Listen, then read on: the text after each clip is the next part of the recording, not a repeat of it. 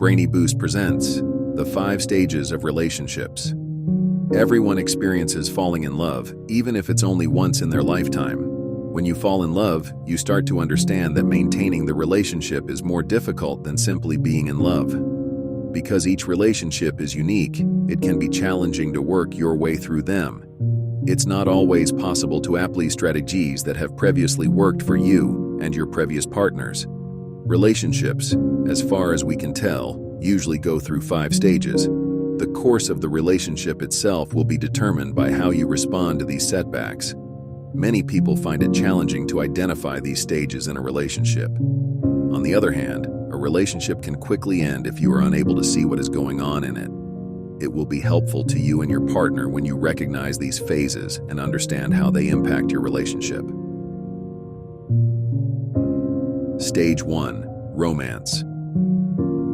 It is difficult for us to see a person's flaws when we are in love with them. We become so engrossed in our fascination with them that we fail to recognize any flaws in them. Our partners see us through the same perfection-obsessed lens that we see them through. However, this seemingly never-ending dream is not permanent. This stage usually lasts no longer than 2 years. Now let's take a closer look at the romance stage from the perspective of evolution. Nature intended to create something when the human race evolved to make sure that our species wouldn't go extinct. Therefore, in order for us to express our emotions to one another, humans were born with the ability to procreate and think. Eventually, as nature kept adapting, humans created the emotion we now refer to as love. We were able to connect and build close relationships as a result. But when we do fall in love, it's usually with someone we wouldn't think would be a good fit for us. They have the ability to do the opposite, even though we might think of them as someone who fulfills all of our dreams. However, why would nature want us to fall in love with someone who is so unlike us? People usually make us fall in love because they have opposite personality traits to our own. Because of this, we can fit together like puzzle pieces. Our negative qualities are balanced by this person's positive ones, and vice versa. Additionally, assembling these 2 puzzle pieces results in the creation of a new piece, a missing piece that would always make the puzzle incomplete, a portion of nature that is more robust, likely to endure, and guarantee the survival of the human species. Upon reflection, we frequently question how we were able to fall in love with someone who was so unlike us. However, nature meant for us to fall in love, and it ensured that we would by causing the release of feel-good hormones such as dopamine, oxytocin, phenylethylamine, and serotonin from our brains. These hormones support a biochemical mechanism that purges stressors and engenders feelings of infatuation.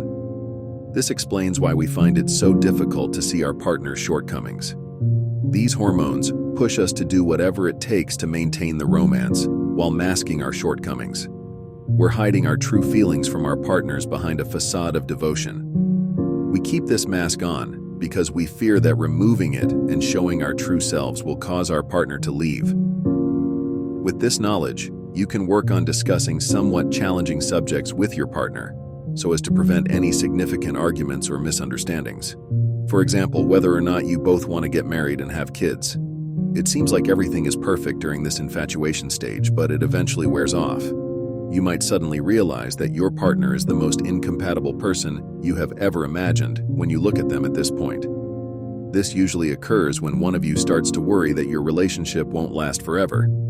This could be going on an exclusive dating relationship, moving in together, getting engaged, or anything else that raises concerns for permanence for you. Here's where the next phase begins. Second, the power battle phase. Relationships typically conjure up images of the idealized ones that we read about in books or watch on screen. This makes it simple for us to believe that unless our relationships are exactly like the ones we've seen portrayed, they can never be perfect. Because the once peachy keen love has crumbled before your very eyes, this stage is incredibly painful and tense for partners. Occasionally, we substitute anger for these absent feelings, which creates additional issues on its own. We start noticing only the things about our partners that make us feel almost disgusted, and we stop paying attention to what used to make them seem so perfect. one of the partners will typically withdraw during this phase of the relationship. Their partner has changed drastically from the person they fell in love with, and they feel betrayed by this. When one partner acts in this way, the other will go after them and make demands for their attention, all the while fearing emotional desertion. Even though most couples find this stage to be extremely challenging, it also offers the opportunity to reflect on yourself and reclaim your independence in the relationship.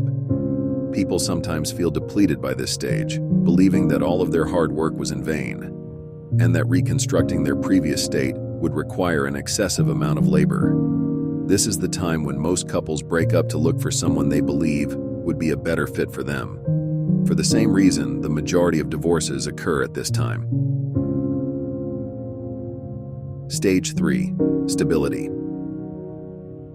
You advance to this level if you and your partner can learn to face each other head-on about your problems and acknowledge your own problems as well. Once you and your partner have overcome the setbacks, you experience a deeper and more exciting love than you have ever known. You know you can't change your partner, even though you may have wanted to at first, so you don't want to try anymore.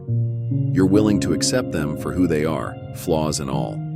You see them for who they are.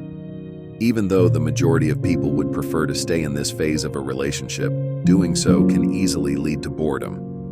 You might eventually start to notice that the excitement of being in love is fading and that you need something special to keep it going. In order to overcome these problems, partners usually create experiences together and keep their relationship feeling exciting.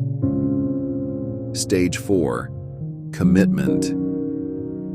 People frequently equate marriage with commitment in relationships or partnerships, even though that isn't usually what this stage is meant to represent. Nonetheless, this is the time when you and your partner are truly prepared for marriage, despite the fact that many couples make the error of getting married while their relationship is still in the romance stage. To view more videos similar to this, click the subscribe button. Don't forget to click the notification bell to receive alerts whenever we upload a new video. I appreciate you viewing.